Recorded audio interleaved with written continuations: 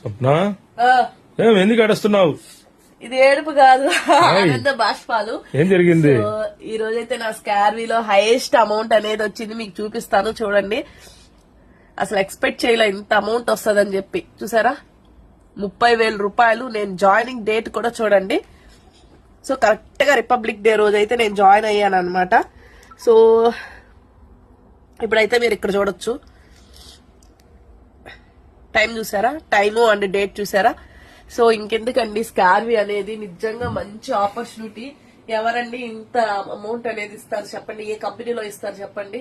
So మీరు నమ్మి join అవ్వండి. ఫుల్ గా రెస్పాన్సిబిలిటీ నాదే.